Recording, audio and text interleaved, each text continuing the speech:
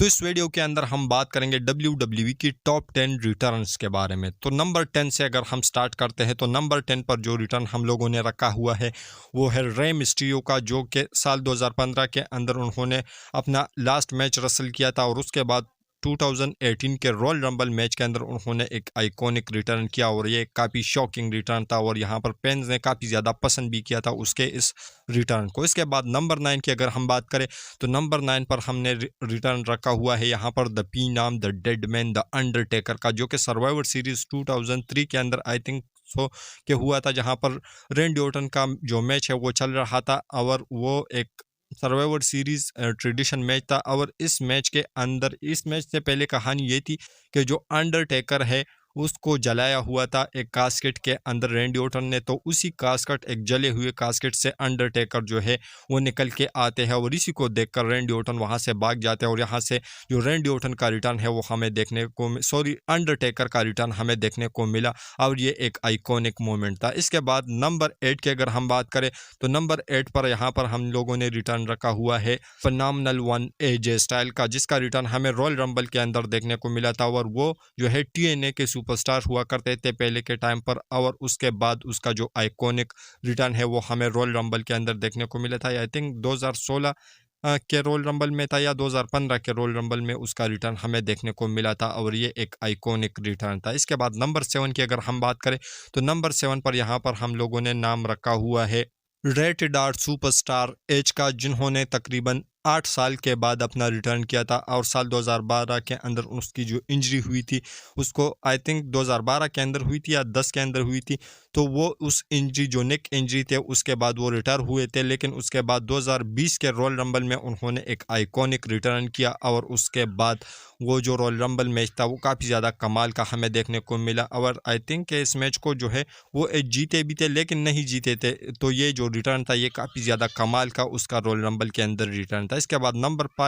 6 की अगर हम बात करें तो नंबर 6 पर हम लोगों ने रिटर्न रखा हुआ है the beast and corner Brock Lesnar का, जो कि समर स्लैम 2021 के अंदर हुआ था या 2020 के अंदर, जहां पर रोमन रेंज और जॉन सीना का मैच चल रहा था समर स्लैम के अंदर और वहां पर तकरीबन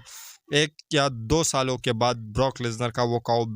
काउबॉय हेड के साथ वो जो आए थे और उसका जो बेबी फेस ब्रॉक लेसनर है उसका रिटर्न हमें देखने को मिला था, बाबा ब्रॉक हमें देखने को मिले थे। तो वो काफ़ी ज़्यादा आइकॉनिक मोमेंट था ब्रॉक लेसनर के रिटर्न का, जहां पर वो आते हैं और एक F5 दर देते हैं जॉन सीना को। इसके बाद नंबर 5 की अगर हम बात करें तो नंबर 5 पर यहाँ पर हम लोगों ने रिटर्न रखा हुआ है the tribal chief Roman Reigns का, जब उन्होंने बिग डॉग के कैरेक्टर में रहकर उसकी जो ल्यूकीमिया है उसको अनाउंस करते हैं 2018 के अंदर या 19 के अंदर। तो यहाँ पर जो मेरी मेमोरी है वो थोड़ी सी जो है वीक है, तो इस वजह से मुझे डेट्स इसी तरीके से प्रॉपर याद नहीं है, लेकिन फिर भी मुझे जितने रिटर्न्स याद हैं मैं आप लोगों को ज़रूर इस वीडियो के अंदर जो है लास्ट तक बताऊंगा। लेकिन जो रोमन रेंज थे वो रा में आते हैं और उसको जो है काफ़ी ज़्यादा फैंस जो है वो इमोशनल भी थे और रोमन रेंज भी इमोशनल थे। यहाँ पर हमें जो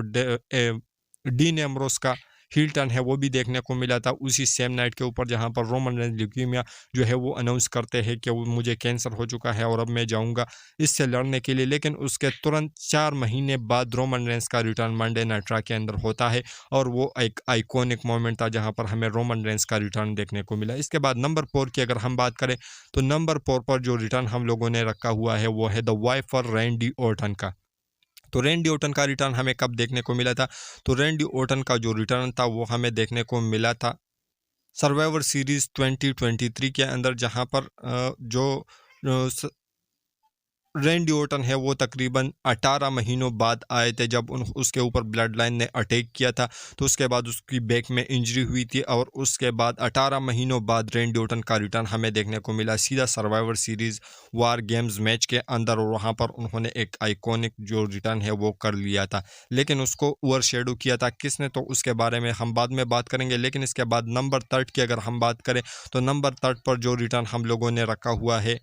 वो रखा हुआ है the people champion the rock का। तो द रॉक का जो रिटर्न है वो साल 2015 के रॉयल रंबल के अंदर हुआ था या उसके बाद ही हुआ था। जो 30 मैन रॉयल रंबल्स मैच है उसके अंदर जो रोमन रेंस है वो विक्ट्री अर्न कर लेते हैं। जब वो जो ऐसा लग रहा था कि जो रोमन रेंस है वो विक्ट्री अर्न करने वाले होते हैं, क्योंकि लास्ट में रूस से बचते हैं और उसके ऊपर भी स्पीयर टोका होता है रोमन रेंस ने, लेकिन जो वाइट फैमिली है वो अटैक करती है रोमन रेंस के ऊपर। तभी थीम सॉन्ग बजता है the people champion the great one the rock का, और वो आते हैं और वो अटैक करते हैं वाइट फैमिली के ऊपर। उसके बाद रोमन रेंस स्पीयर टोक देते हैं रूसेफ को, और इसी तरीके से वो इस रॉयल रंबल मैच को भी जीत जाते हैं। और उसके बाद हमें ये दोनों जो कज़न्स हैं वो रिंग के अंदर देखने को मिले, और ये एक कमाल का मोमेंट था, इसको लाइव मैंने देखा था। इसके बाद नंबर सेकंड की अगर हम बात करें तो नंबर सेकंड पर जो रिटर्न हम लोगों ने रखा हुआ है वो है हार्डी बॉयज़ का। आई थिंक रेसलमेनिया 33 के अंदर एक लेडर मैच होने वाला था टैग टीम टाइटल्स के लिए, जहाँ पर तकरीबन 4 या 5 टीमें थी ऑलरेडी, लेकिन एक टीम जो थी वो पेंडिंग में थी। और यहाँ पर जो आउट ऑफ नोवेयर जो रिटर्न है जो कि काफ़ी ज़्यादा शॉकिंग था, जो मैट हार्डी और जेफ हार्डी है वो दोनों रिटर्न करते हैं, और ना सिर्फ रिटर्न करते हैं बल्कि वो इस मैच को जीत भी जाते हैं और वो बन जाते हैं नए टेक टीम चैंपियंस, जो कि काफ़ी ज़्यादा आइकॉनिक मोमेंट था। और हार्डी बॉयज़ यहाँ पर एक शॉकिंग रिटर्न कर लेते हैं। इसके बाद नंबर 1 की अगर हम बात करें तो नंबर 1 पर रिटर्न आता है best in the world CM पंक का, जिन्होंने एक आइकॉनिक रिटर्न किया, और वो भी 10 सालों बाद, जब सर्वाइवर सीरीज़ 2023 के अंदर वो आते हैं, और वो भी वार गेम्स मैच के बाद ही आते हैं। और ये जो मैच था उसके बाद जो सेथ रॉलिंस रैंडी ऑर्टन भी ऑलरेडी आ चुके थे, और उसके बाद CM पंक का थीम सॉन्ग बजता है, क्राउड पागल हो जाता है, और उसके बाद CM पंक का रिटर्न हमें देखने को मिल जाता है। और उसके बाद जो ड्रू मैकिंटायर है वो भी गुस्से में छोड़कर चले जाते हैं, और सेथ रॉलिंस मिडल फिंगर भी दिखाते हैं CM पंक को, जो कि बाद में हमें जो है वो वीडियो देखने को मिली। तो ऐसे में ये थे top 10 greatest return of all time मेरे अकॉर्डिंग। आप लोगों के अलग भी हो सकते हैं, तो आप लोग अपनी राय नीचे कमेंट सेक्शन में ज़रूर दीजिए। आप लोगों को ये इसमें से कौन सा रिटर्न जो है वो ज़्यादा अच्छा लगा, वेल इसके रिगार्डिंग अपने नीचे कमेंट सेक्शन में ज़रूर दीजिए। और हमारी जो आज की वीडियो थी वो यहीं तक की थी। अगर पसंद आए तो वीडियो को लाइक, शेयर और फर्स्ट टाइम विजिटर चैनल को ज़रूर से सब्सक्राइब करें